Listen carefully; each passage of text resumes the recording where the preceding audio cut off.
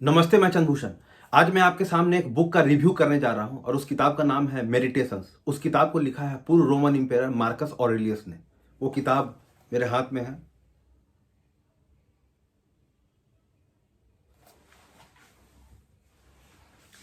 इस किताब की सबसे खास बात इस किताब की सबसे खास बात यह है कि इसको रिकमेंड किया है मशहूर लेखक रॉबर्ट ग्रीन ने।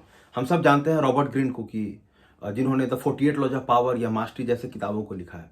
और जो मार्कस ऑरेलियस हैं ये मीन्स 160 एडी से लेकर 180 एडी तक उन्होंने रोम पे शासन किया। लगभग 20 साल तक उनका शासन रहा।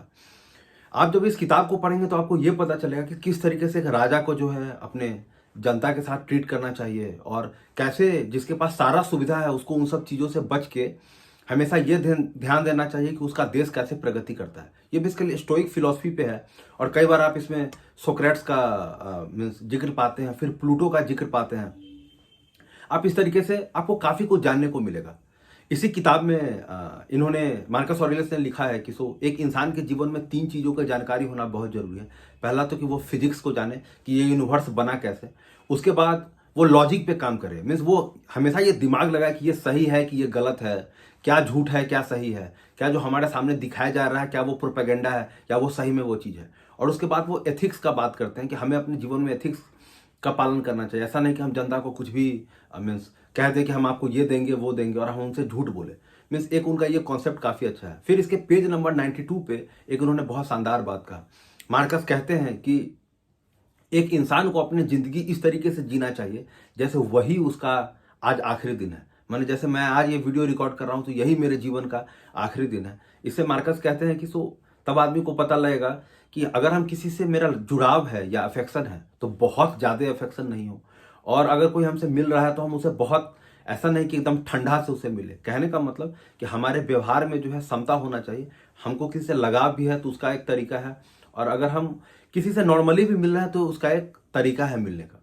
फिर एक जगह रीजन पे ये बात करते हैं। रीजन पे ये कहते हैं कि जहां भी हम कभी सोच विचार करते हैं तो हमें एक आदमी से वो दूसरे आदमी पे फ्लो करता है। एक जैसे किसी एक टॉपिक है, मान लिया देश की अर्थव्यवस्था है, तो उस पर हम कुछ सोचते हैं, उस पर दूसरा व्यक्ति कोई सोचता है, और इस तरीके से जो रीजन है ना वो एक जगह से दूसरी जगह फ्लो करता है। तो अब आप जब अगर मार्कस ऑरेलियस को पढ़ेंगे, टोटल 174 पेज है। फिर ये खुद बताते हैं कि किस तरीके से इनको पढ़ने का लत था, कि ये देर रात पढ़ा करते थे और हमेशा कहते थे कि दिन में तो थिएटर में रहना होता है तो कुछ उतना जानकारी नहीं होता, तो ये रात भर जगते हैं। और ये 60 किताब का मेंशन करते हैं कि इन्होंने 60 बुक्स पढ़े और वहाँ से इन्होंने एक्सट्रैक्ट निकाला। तो कहने का मतलब एक राजा को कितना पढ़ा लिखा होना चाहिए, कितना जानकार होना चाहिए। और इन्होंने 20 साल तक जो है रोम को बहुत शानदार तरीके से चलाया।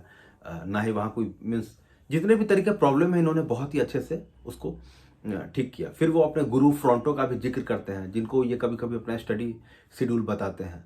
तो कहने का ये मतलब है कि अगर आप इस किताब को पढ़ेंगे तो आपको बिल्कुल पता होगा कि देश का जो राजा है वो किस तरीके से होना चाहिए, और उसको अपने यहाँ पे भी उस राजा को बहुत कंट्रोल होना चाहिए। फिर बाकी जितने भी इंपॉर्टेंट चीज़ें हैं जैसे कि रीजन है, लॉजिक है, जो भी चीज़ है वो आपको सब कुछ पता चलेंगी। तो मेरे हिसाब से ये किताब बिल्कुल पढ़ने लायक है, और आप पढ़िए और आप कमेंट बॉक्स में ज़रूर बताइए कि ये किताब आपको कैसी लगी। मेरे हिसाब से ये आपको बहुत ही ज्ञान को बढ़ाएगा, और प्लस आपको कुछ एंशियंट टाइम में इंग्लिश किस तरह का होता है उसका भी आपको थोड़ा पता लगेगा कि इंग्लिश उस टाइम कैसे यूज होता है और 2000 साल में उसने कितना रास्ता ट्रैवल किया है।